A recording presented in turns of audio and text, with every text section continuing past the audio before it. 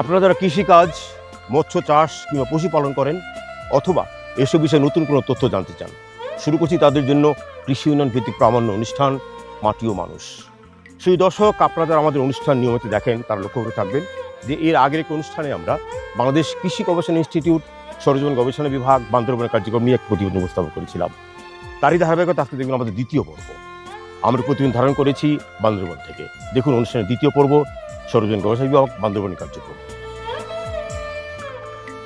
সাম্প্রতিক বছরে বাংলাদেশ কৃষি গবেষণা ইনস্টিটিউট, সরেজমিন গবেষণা বিভাগ, পার্বত্য জেলা বান্দরবানের বিভিন্ন উপজেলায় পাহাড়ি মাটিতে বাড়ি উদ্ভাবিত সবজি ও ফল ফলাদির উন্নত জাত ও প্রযুক্তি সম্প্রসারণে নানা রকম কর্মকাণ্ড পরিচালনা করছে।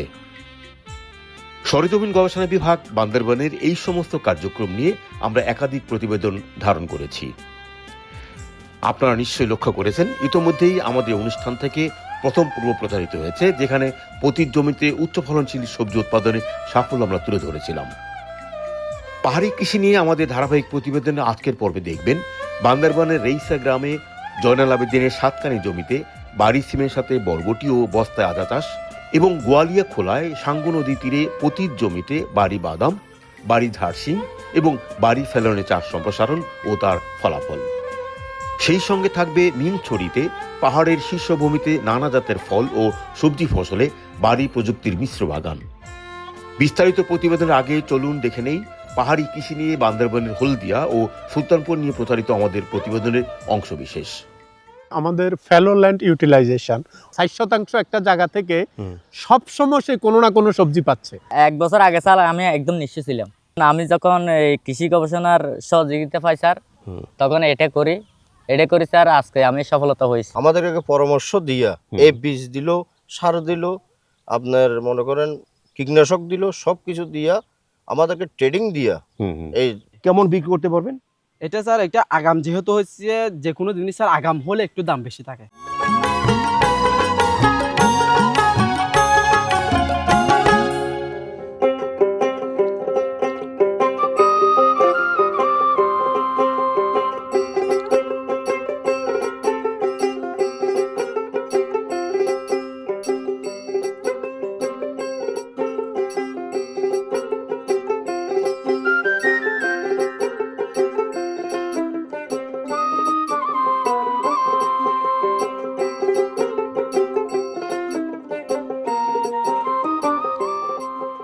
আপনার নাম কি?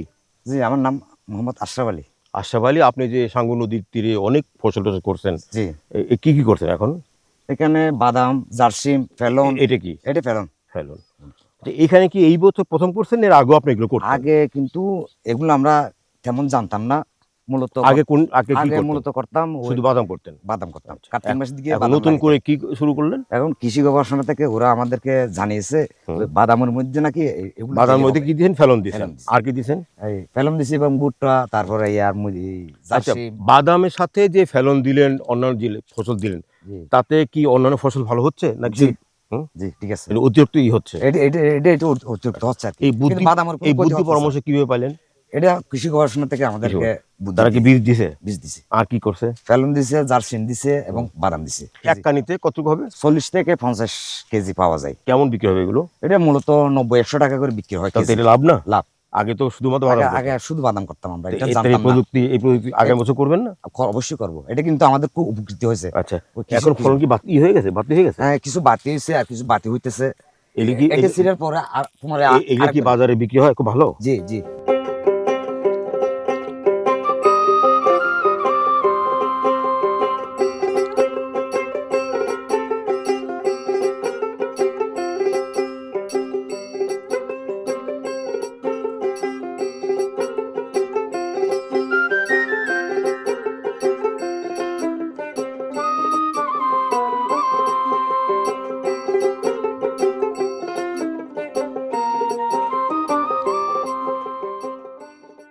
লাসি ফার্মা এইখানে সাঙ্গু নদীর পাড়ে সবাই বাদাম করছে, সাথে ফেলন করছে।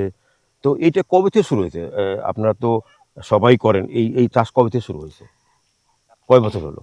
কয় বছর? 2 বছর হয়েছে। 2-3 বছর। এর আগে গিলে হতো না? না, আগে শুধু বাদাম হতো। হ্যাঁ বাদাম এটা ফলন কেমন? ভালো। এমনি এমনি লাগাইছি আগে থেকে। আচ্ছা, এইটা বুদ্ধি পরামর্শ তো নিজেরা পাইছেন কোথাও, না কেউ পরামর্শ দিছে? নিজেতে পাইছি না, আগের থেকে পরামর্শ দিয়েছিলাম। কৃষি গবেষণা পরামর্শ দিছে? হ্যাঁ জি। তারা এসে কি এসব বীজ টিজ দিছে, ওষুধপত্র দেয় তারা এসে সবাই? জি আচ্ছা, ফাঁস ফলন দিয়েছে। ফলন কেমন হয়েছে? ভালো হয়েছে মোটামুটি।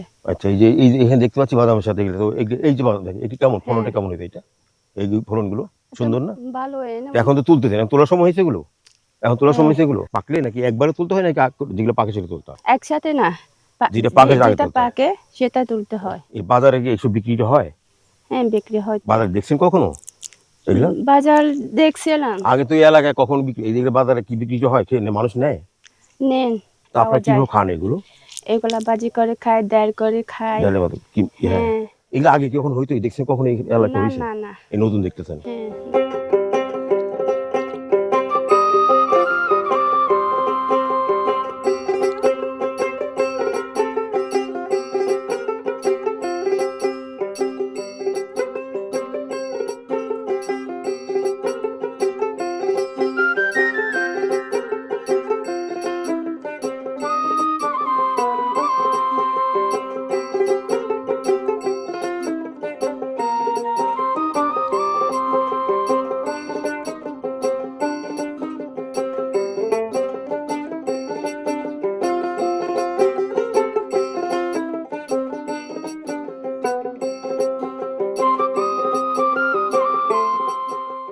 কি নাম আপনার? আমার জয়নাল। জয়নাল। জি স্যার। তো এখানে কি কি করছেন? বিশাল মাঠ করছেন, সিম দেখছেন, কয় বিঘা করছেন? এবছরে আমাদের বিজ্ঞানের 7 কানি, 7.5 কানি। 7 কান, তার মানে 40 শতকে 1 কানি আমাদের। অনেক জায়গা করছেন। জি। তো এই সিম আপনি কবে থেকে শুরু করতেন এটা? সিম করে আজকে থেকে প্রায় 20 বছর আগে হইতে সিম করে। 20 বছর আগে থেকে? তো প্রতি বছর কত টাকার সিম বিক্রি করেন? 6 লাখ টাকা সিম বিক্রি। 6 থেকে 7 লক্ষ টাকা। জি। এটা কি? এটা এটাইতে বরবটি। একটু আগে তুলছিলেন ভিতর থেকে? জি। এখানে আবার বরবটি লাগাইছেন? বরবটি লাগাইছে, কোনো সময় লাগাই নাই। এবছর বাংলাদেশ কৃষি গবেষণা ইনস্টিটিউট থেকে স্যার আছে আমাদের, ডক্টর সেলিম স্যার বলছে হদে এবছর একটা হদে বরবটি লাগাইতে। তো যে উনি বলার পরেই করলেন, তাতে লাভ লোকসান পাওয়া যাচ্ছে? জি জি। তো বরবটি কত পাইলেন? প্রায় 1 লক্ষ মতো পাইছি। তাহলে সিম বিক্রি করলেন 6 লাখ টাকা। জি স্যার। আর এগুলো বিক্রি কত? 1 লক্ষ টাকা। জি।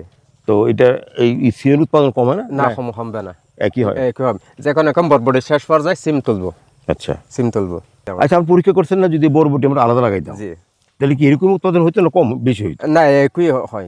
একই হবে? একই হইবে। তাদের ভালো, আলাদা অতিরিক্ত না? জি, আলাদা এখনো প্রয়োজন নাই। আচ্ছা, এবছর দেখি আর কি কি লাগাইছেন? শুনছি আপনি কৃষি গবেষণা অনেক জাত লাগান। আর কি কৃষি গবেষণা মানে বারে আদা 2 লাগাইছে। আদাও করছেন? জি। কিসে? বস্তার মধ্যে? বস্তায় করছে। আচ্ছা, দেখি আদার বস্তাগুলো কেমন আছে, আসেন দেখতে পারবেন।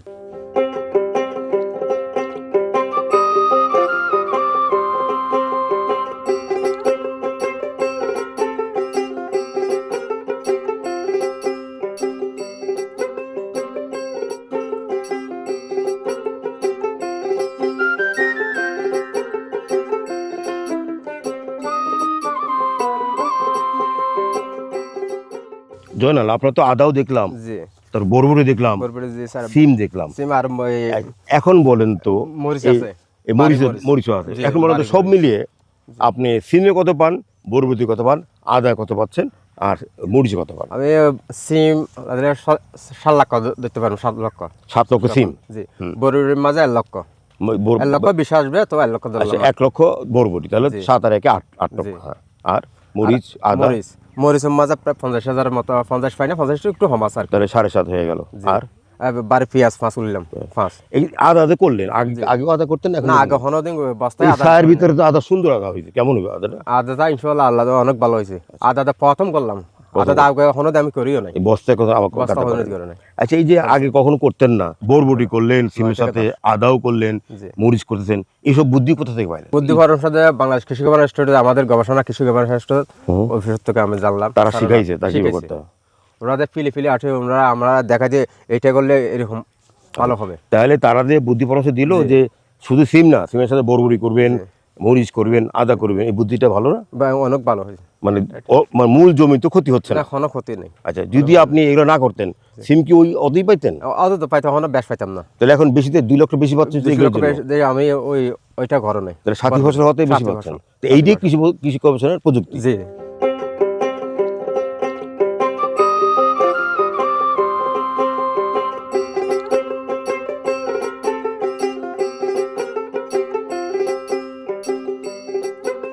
আমরা দেখছিলাম সমতল ভূমিতে এবং নদীর পাড়ের বেশ চমৎকার ফলাফল। শুধু সমতল ভূমিতে না হয়, এই সমস্ত প্রযুক্তি কিন্তু পাহাড়ের চূড়াতেও করা হচ্ছে। এখন আমরা যাবো একটি পাহাড়ে যেখানে প্রায় 3000 ফিট উপরে এই সমস্ত প্রযুক্তি ব্যবহৃত হয় এবং সেখানে কৃষি বনায়নের পাশে এই সমস্ত প্রযুক্তি ব্যবহার করা হচ্ছে। চলুন দেখি পাহাড়ের উপরে তার ফলাফলটা কেমন।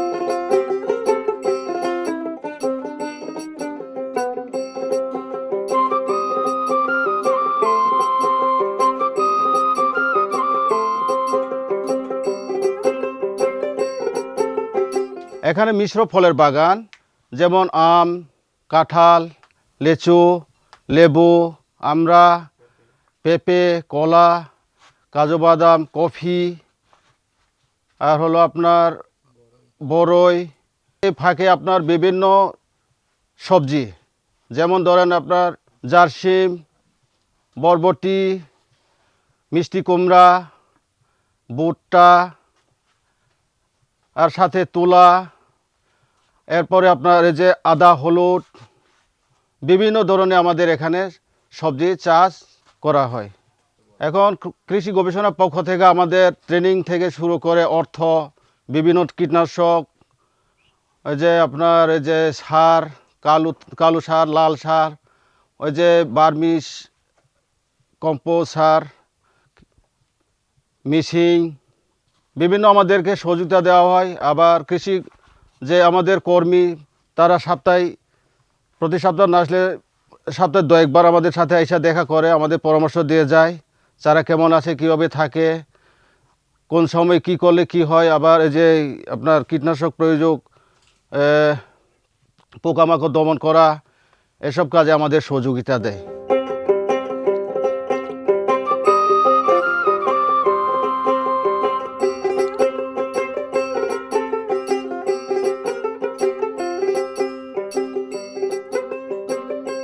আপনারা দেখছেন কৃষি উন্নয়ন ভিত্তিক অনুষ্ঠান মাটি ও মানুষ। অনুষ্ঠানে এই পর্যায়ে আমরা কথা বলবো কৃষি সম্প্রসারণ অধিদপ্তর বান্দরবান জেলার উপপরিচালক কৃষিবিদ আবু নঈব মোহাম্মদ সাইফুদ্দিনের সঙ্গে। জানা সাইফুদ্দিন, এই অঞ্চলে, পাহাড়ি অঞ্চলে কৃষি গবেষণা ইনস্টিটিউট, সরজমিন গবেষণা বিভাগ অনেকগুলো জাত কৃষক পর্যায়ে সম্প্রসারণ করেছে। এগুলো আপনি কীভাবে দেখছেন এবং সম্প্রসারণের জন্য আপনারা ডিএর পক্ষ থেকে আপনাদের উদ্যোগ কেমন? আমরা কৃষি সম্প্রসারণ অধিদপ্তর আমরা এগুলি মাঠ পর্যায়ে নিয়ে যাচ্ছি, তারপরে যেগুলি উন্নত জাত সেগুলি নিয়ে যাচ্ছি। যেমন এখানে আছে বাড়ি লাউ 4, এখানে বাড়ি পেঁয়াজ 5, এখানে বাড়ি জারসিম 3, বাড়ি ফেলনেক, এগুলি কিন্তু আমরা সম্প্রসারণ করে যাচ্ছি। অধিকাংশ জাতি বাড়ির অত্যন্ত ভালো, তবে কিছু কিছু লোকাল জাত যেটা আছে সেটা এরা স্থানীয়ভাবে করছে এবং ওইটা তাদের আলাদা একটা প্র্যাকটিস আছে এবং এটাকে আমরা বাদ দিতে পারছি না এবং তাদের এটা আলাদা একটা ঐতিহ্য তারা মনে করছে। এবং পাশাপাশি আমরা কৃষি গবেষণায় যেগুলি জাত যেভাবে সম্প্রসারণ করা দরকার সেটা আমরা সম্প্রসারণ করে যাচ্ছি। এখানে মাটির প্রকৃতি, আবহাওয়াটা ভিন্ন রকম। কোনো কোনো জায়গাতে নদীর চরে বাদাম হচ্ছে, কোনো কোনো জায়গাতে পাহাড়ের উপরে বাদাম হচ্ছে, কোনো জায়গাতে সমতল ভূমিতে হচ্ছে। সব মিলিয়ে ক্লাইমেট চেঞ্জের এই অবস্থায় আপনি কি মনে করেন কোন জাতগুলো সবচেয়ে বেশি সম্প্রসারণ হওয়া উচিত ছিল বা আপনার সম্প্রসারণ করতে পারছেন? এখানে সমতল ভূমিতে, বিশেষ করে পাহাড়ের উপর তো চাষ করা সম্ভব হয় না, এখানে পানির ক্রাইসিস আছে। যেখানে পানির সুবিধা আছে সেখানে কিন্তু আমাদের কৃষির যেগুলি আধুনিক জাত, যেগুলি বিভিন্ন ফসলে আধুনিক জাত, সেগুলি চাষ হচ্ছে। যেমন আপনি যদি লাউয়ের কথা বলেন, চিচিঙ্গার কথা বলেন, এগুলি কিন্তু সমতল ভূমিতে বেশি চাষ হচ্ছে এবং পাহাড়ের ঢালুতে বিশেষ করে বাদাম ব্যাপক আকারে চাষ হচ্ছে, মরিচ চাষ হচ্ছে এবং ঝাড় শিম যেটা বা এমনি ওই শিমের যেগুলি জাত আছে এগুলি স্থানীয়, পাশাপাশি কৃষি গবেষণা জাতগুলি চাষ হচ্ছে। ওইফারি যে কাজগুলো করছে তাদের প্রযুক্তির সঙ্গে আপনাদের সমন্বয় কেমন সম্প্রসারণ করার ক্ষেত্রে? ওএফআরডি যে কাজটা করে সেটা উপজেলা কৃষি বিভাগের সহযোগিতা থাকে, মাঠ পর্যায়ে যে উপসহকারী কৃষি কর্মকর্তারা আছে তাদের সহযোগিতা নিয়ে এবং আমাদের সার্বিক যে মনিটরিং আছে, কার্যক্রম আছে, সেই মনিটরিং অংশ হিসেবে এইগুলি আমরা মনিটরিং করে থাকি যাতে করে আমাদের উৎপাদন বেশি বাড়ে এবং এই জাতগুলি সম্প্রসারণ হয়, কৃষি বিভাগ সেগুলি নির্লস প্রচেষ্টা চালিয়ে যাচ্ছে। ভবিষ্যতে এটা আরো বাড়বে বলে আমি মনে করছি। এই অঞ্চলে, পাহাড়ি অঞ্চলে নতুন প্রযুক্তি সম্প্রসারণ করার চ্যালেঞ্জগুলো কোথায় এবং চ্যালেঞ্জগুলো নিয়ে আপনারা কীভাবে কাজ করছেন? এখানে চ্যালেঞ্জ আছে, যেটা আসলে এখানে দুর্গম এলাকা, অনেক দূরে দূরে মানুষের বসবাস, এবং যদি আমি রুমা, থানচি বা বিভিন্ন উপজেলা দেখেন, এটা কিন্তু বান্দরবান সদর থেকে অনেক দূরে। এখানে মার্কেটিং একটা চ্যালেঞ্জ আছে, আর হয়তো ওই রকমভাবে মূল্য পায় না, কিন্তু বান্দরবান সদরে যারা সেখানে আবার মূল্য বেশি। কিন্তু রুমা বা থানচিতে, হয়তো আলীকদম যে এলাকাগুলি আছে একটু দুর্গম যেটা, সেখানে কিন্তু মার্কেটিং সিস্টেম ডেভেলপ যদি করা যায়, এগুলি আরো বাড়বে এবং আমার মনে হয় জাত সম্প্রসারণ হবে। পাহাড়ি অঞ্চলের জন্য আপনার নতুন কোনো নির্দেশ আছে কিনা এবং কিভাবে বাস্তবায়ন করছে? পাহাড়ে এখানে আমাদের যেহেতু এখানে তামাক চাষের একটা প্রবণতা আছে, তামাক চাষটা কমিয়ে আমরা আখ চাষ বৃদ্ধির জন্য, বিকল্প হিসেবে আখ চাষ বৃদ্ধির জন্য আমরা চেষ্টা করে যাচ্ছি, সুপারিশ করে যাচ্ছি। এবং যেখানে তামাক চাষ হয় সেই এলাকাগুলিকে আমরা আইডেন্টিফাই করে সেখানে আমরা আখ থেকে শুরু করে এখানে অন্যান্য যেগুলি ফসল, সেগুলি সবজি, সেগুলি আমরা করার জন্য প্রণোদনা দিচ্ছি, এবং সরকার ব্যাপকভাবে এটা আমাদেরকে সহযোগিতা করছে। এবং এই দ্বারা অব্যাহত থাকলে আমার মনে হয় যে তামাক চাষ কমবে, পাশাপাশি আমাদের বিকল্প ফসল হিসেবে আখ বা এখানে এই ফেলন থেকে শুরু করে এবং চীনাবাদাম, এগুলি উত্তরোত্তর বৃদ্ধি পাবে। আপনাকে অনেক ধন্যবাদ। কৃষকেরা আপনার কথা বলছিলাম কৃষি সম্প্রসারণ অধিদপ্তর বান্দরবান জেলার উপপরিচালক কৃষিবিদ আবু নঈম মোহাম্মদ সাইফুদ্দিনের সঙ্গে। আজ এ পর্যন্তই। আমাদের আগামী অনুষ্ঠানগুলো দেখবার আমন্ত্রণ জানিয়ে শেষ করছি আমাদের আজকের মাটির মানুষ। সকলকে ধন্যবাদ।